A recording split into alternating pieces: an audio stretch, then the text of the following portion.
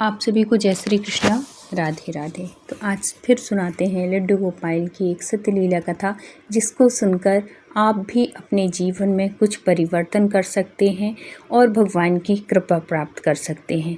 आज की ये जो कहानी है ये सत्य लीला कथा है और इस कहानी से आपको बहुत कुछ सीख मिलेगी। आप अपने जीवन की स्थिति परिस्थिति भी बदल सकते हैं। अगर ध्यान से इस कहानी को सुनेंगे और अंत तक बने रहेंगे तो आपको बहुत कुछ सीख मिलेगी और आप अपने जीवन को एक सही राह पर ला सकते हैं। आप जीवन में हर सुख पा सकते हैं। कैसे पा सकते हैं और हमें क्या गलती नहीं करनी चाहिए, तो इस सत्य लीला कथा में आप सब कुछ सुनेंगे। तो अगर वीडियो आपको अच्छे लगते हैं और कहानी अगर अच्छी लगे तो ज़रूर लाइक कर दीजिएगा। कमेंट में राधे राधे ज़रूर लिखिएगा अगर आप भी लड्डू गोपाल के भक्त हैं तो, और लास्ट तक ज़रूर देखिएगा। न्यू है चैनल में तो ज़रूर सब्सक्राइब कर लीजिएगा। तो ये जो सत्य लीला कथा है ये संध्या जी के जीवन में घटी हुई है।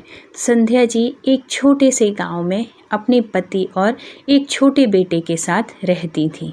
परिवार की आर्थिक स्थिति बहुत ख़राब थी।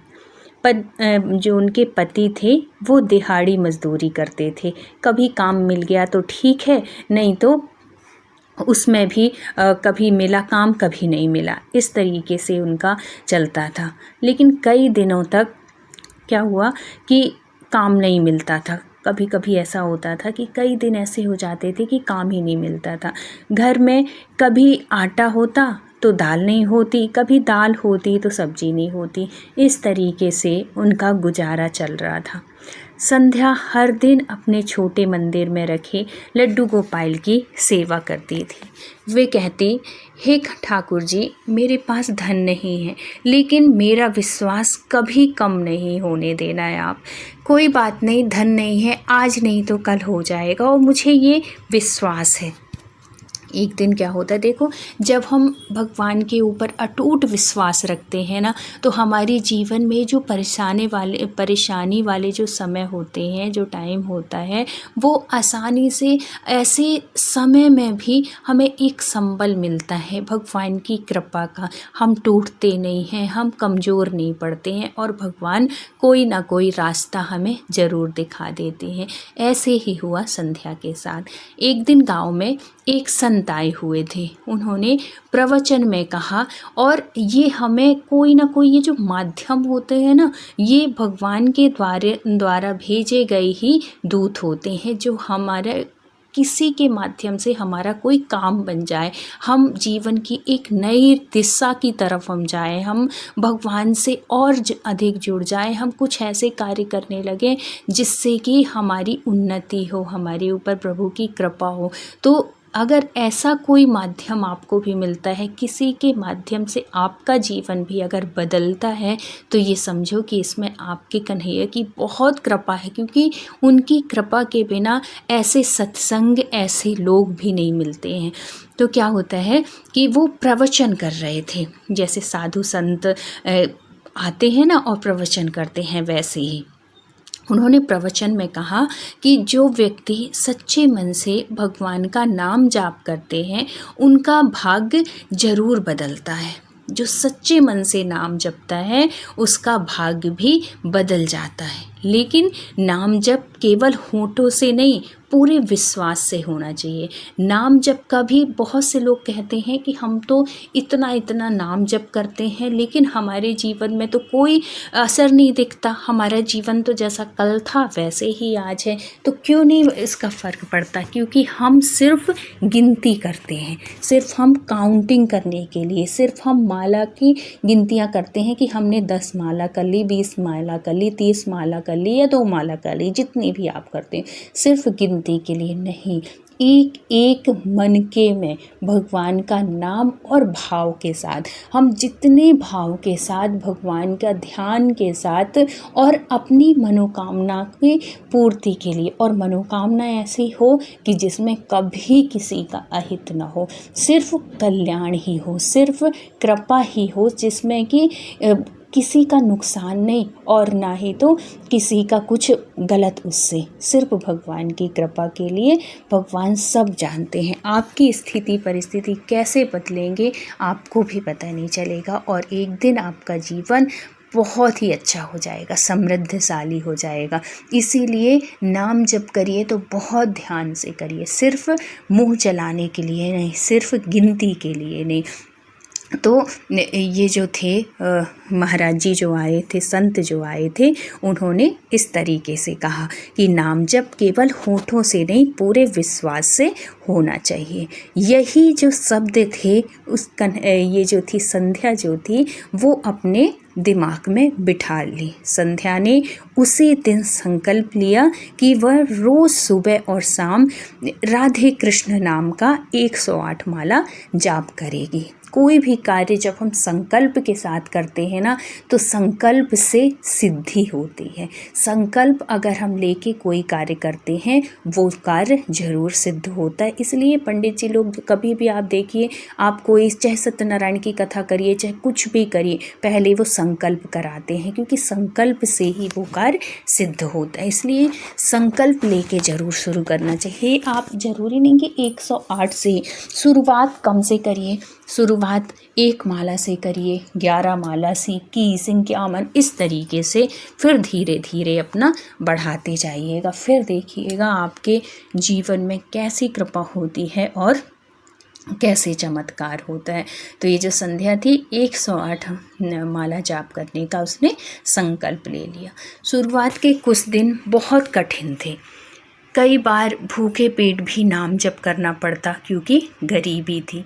पड़ोसी उसका मजाक उड़ाते। देखो जब शुरू में हम माला जाप करते हैं ना तो हमारा उतना मन नहीं लगता क्योंकि हमारी प्रैक्टिस स्टार्टिंग वाली होती है, हमारा उतना मन भी नहीं लगता उतना, और बोझ सा लगने लगता है, सिर में दर्द सा होने लगता है। ये सारी चीज़ें होंगी शुरुआत में, लेकिन जैसे जैसे आपका नाम जब बढ़ने लगेगा वैसी वैसी आपके अंदर से वो जो ना उत्साह, वो अंदर से खुशी, और आपकी अगर माला दिन प्रतिदिन जैसे जैसे आप माला बढ़ाते जाएंगे वैसे वैसे अंदर से वो जो उत्साह है ना, खुशी है, वो वैसे ही बढ़ती जाएगी।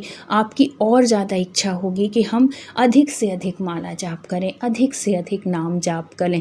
ऐसे जब होने लगे ना तो समझना कि अब प्रभु की कृपा आपके ऊपर शुरू हो गई है। तो वो ऐसे करती और राधे कृष्ण नाम का उसने 108 माला का शुरू कर दिया। अब शुरुआत में उसको भी दिक्कत होने लगी और क्या होता है कि माला जाप करने लगी और फिर पड़ोसी जो थे उसका मजाक उड़ाते क्योंकि 108 माला इतने जल्दी तो होती नहीं और बहुत बड़ा घर भी नहीं था कि वो कहीं एकांत में बैठ के कर ले। एक छोटा सा वैसा मकान था तो अड़ोसी पड़ोसी भी आते जाते देखते, वो शांत होके बैठी रहती, माला जाप करती रहती। तो एक दिन क्या होता है कि एक महिला बोली, नाम जप से कभी कोई कुछ नहीं होता है। नाम जप अगर ऐसा होने लगे ना तो सभी के कल्याण हो जाए और कुछ इससे अच्छा कुछ काम करो, नाम जप से बस कुछ नहीं होगा। लेकिन संध्या मुस्कुराकर कहती, नाम जप मुझे भगवान से जोड़ता है, बाकी सब ठाकुर जी पर छोड़ दिया है मैंने, वो सब ठीक करेंगे, एक दिन सब कुछ अच्छा हो जाएगा। ये विश्वास हो जाता है भक्त को।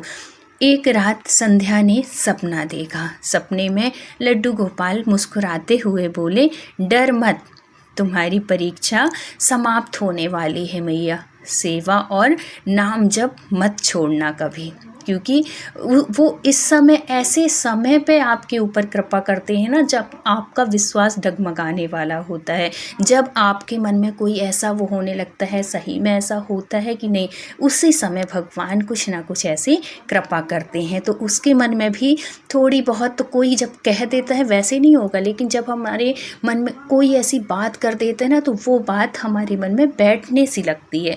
उसी टाइम पर भगवान ने स्वप्न में आकर ऐसे कहा कि डरो मत, तुम्हारे जो समय है ये समाप्त होने वाले, ये परीक्षा का समय था और अपना नाम जप मत छोड़ना। कुछ दिनों के बाद क्या होता है कि गांव के पास एक नई डेयरी खुली थी वहाँ महिलाओं की ज़रूरत थी। संध्या को काम मिल गया, वह मेहनत करती और हर समय मन ही मन भगवान का नाम जपती रहती। ऐसा नहीं कि वो वहाँ पे काम करने लगी तो सब भूल जाए जो पहले करती थी, नहीं, काम करती रहती, मन से करती, लगन से करती और मन ही मन भगवान का नाम और उनका ध्यान करते हुए नाम जप करती रहती। मालिक ने देखा कि संध्या बहुत ईमानदार है, कुछ ही महीनों में उसे हिसाब किताब का काम भी सौंप दिया। धीरे धीरे उसकी आय बढ़ने लगी। एक दिन डेयरी के मालिक ने कहा, संध्या, मैं दूसरे शहर जा रहा हूँ, यह छोटी सी डेयरी है, तुम्हें बहुत कम कीमत पर देना चाहता हूँ, तुम इसे संभाल सकती हो। मुझे विश्वास है कि ये जो डेयरी है तुम इसको संभाल लेना। देखो, मैं किसी और को भी दे सकता था, लेकिन तुम इतनी ईमानदार हो कि मैं तुम्हें देना चाहता हूँ और कम पैसे में देना चाहता हूँ। अब लेकिन संध्या के पास बड़ी असमंजस वाली बात, संध्या के पास इतने पैसे तो नहीं थे कि वो डेयरी खरीद लेती। अब वो बड़े उसमें पड़ जाती है कि काश अगर मेरे पास पैसे होते तो मैं ये डेयरी ज़रूर खरीदती। वह मंदिर में जाकर रोते हुए बोली, ठाकुर जी, अगर यह आपकी इच्छा है तो रास्ता भी आप ही दिखाएंगे। अगर कोई मेरे सामने अगर ऐसा कह रहा है, ये ऑफ़र मिल रहा है मुझे, तो आप ही कृपा करो और रास्ता आप ही दिखाओ। अगले ही दिन गांव के एक बुजुर्ग, जिनकी संध्या से कई बार निस्वार्थ सेवा की, जो संध्या थी उनकी कई बार निस्वार्थ सेवा, बिना उसके किसी स्वार्थ से नहीं, क्योंकि वो बुजुर्ग थे, कभी कुछ बनाती, खाना बनाती, भले उसके पास उतना नहीं था, लेकिन वो ऐसे थे कि उनकी मदद करने के लिए चली जाती, कभी ऐसे ही बिना उसके, कभी उनके घर में झाड़ू लगा आती, कभी साफ़ सफाई कर देती, कभी उनके घर जाके खाना बना देती, इस तरीके से वो करती थी। तो एक बार क्या होता है कि ये जो बुज़ुर्ग थे वो अपने बेटे के पास जा रहे थे और उनके पास कुछ पैसे थे, तो वो कह लेकर आए पैसे और बोले कि बेटा इसको रख लो, अभी जब मैं लौटूंगा तब मुझे दे देना। और उसको संध्या को उसी टाइम पे पैसे की ज़रूरत थी। देखो, भगवान कहीं ना कहीं से आपके पास वो चीज़ भेज देते हैं जब आपको जिस चीज़ की ज़रूरत है। बहुत हमारे कन्हैया जो है ना, बहुत कृपालु हैं, बहुत दयालु हैं, बस आप उनके ऊपर विश्वास बस रखिए। वो सारे आपके ऊपर जो परेशानियां वाला समय होता है ना, सबका निदान करते हैं वो धीरे धीरे। ऐसे ही हुआ संध्या के पास। संध्या उनसे पैसे ले लेती है और है तो रख लेती है कि ठीक है बाबा जी, आप जब आना तो मैं आपको दे दूँगी। तो वो बड़े प्रेम से खुश होके और वहाँ से चले जाते हैं। और उन्होंने ये भी नहीं कहा कि नहीं जब मैं आऊँ तुरंत लौटाना, उन्होंने कहा जब हो जाए तब दे देना। संध्या ने डेयरी खरीद ली। उसने पूरी मेहनत और ईमानदारी से काम किया। कुछ ही वर्षों में उसकी डेयरी पूरे ज़िले में प्रसिद्ध हो गई, क्योंकि वो बहुत मेहनती थी और अपने साथ साथ और जो आस पड़ोस की महिलाएं थी जो कर्मठ थीं, जो कुछ करना चाहती थीं, उनको भी उसने अपनी डेयरी में काम में लगा लिया। अब उसके पास अपना मकान हो गया, अपनी गाड़ी हो गई और अच्छी आय भी हो गई। लेकिन एक बात कभी नहीं बदली। वो क्या था कि हर सुबह वह पहले लड्डू गोपाल की सेवा करती, 108 बार माला जाप करती और फिर अपने काम को शुरुआत करती। लेकिन वो कभी कितनी भी मेहनत की, कितना भी काम आ जाए, लेकिन उसने नियम कभी नहीं तोड़ा। अपने जो नाम जाप था, जो उसकी लड्डू गोपाल की सेवा थी, वो वैसे ही रखी। ये नहीं कि आज जल्दी है तो आज हम जल्दी से स्नान बस करा दें, चाहे भोग लगाएं चाहे न लगाएं, आज हम जल्दी से ऐसी पूजन नहीं। जो हमने नियम लिया है उस नियम को हम पूरा करेंगे, चाहे भले 5 मिनट की हमें देर हो जाए जाने में।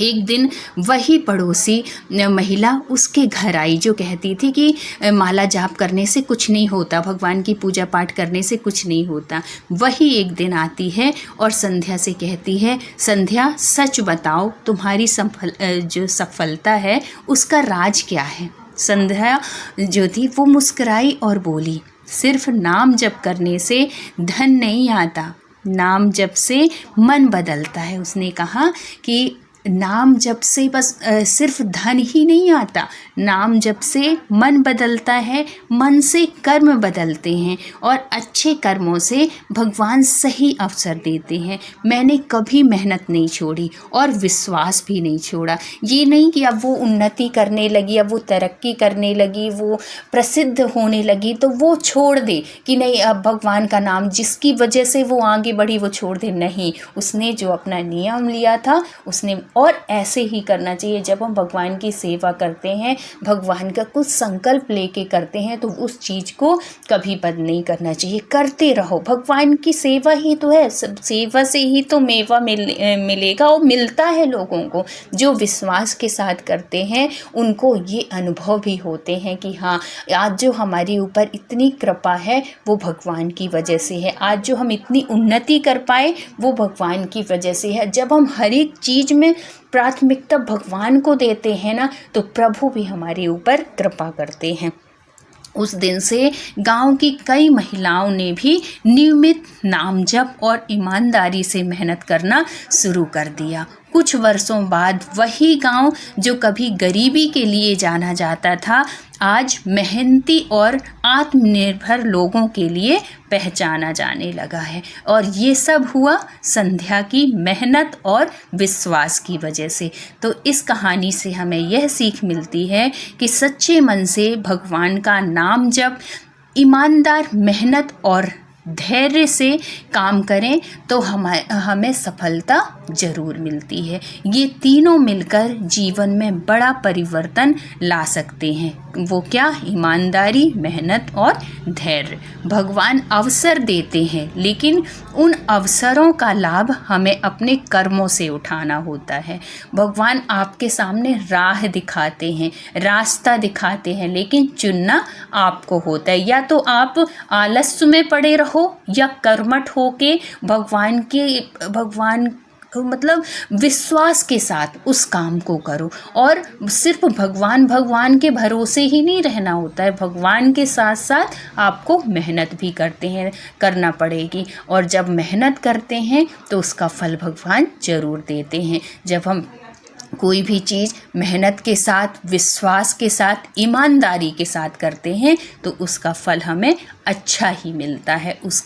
उसका हमें कई गुना फल मिलता है। हमारी उन्नति होती है, हमारी तरक्की होती है, हमारा समाज में नाम होता है, हर जगह हमारे ऊपर प्रभु की कृपा ही दिखती है। तो अगर जानकारी अच्छी लगी हो, कहानी अच्छी लगी हो और सच में आपको भी लगता है कि भगवान कृपा करते हैं, तो अगर चैनल में न्यू हैं तो ज़रूर सब्सक्राइब कर लीजिएगा। वीडियो अच्छा लगा हो तो लाइक कर दीजिएगा। फिर मिलते हैं किसी सत्य लीला कथा के साथ। जब तक अपना ख्याल रखिए, अपनों का ख्याल रखिए। Thank you so much full watch करने के लिए। राधे राधे। जय श्री कृष्ण।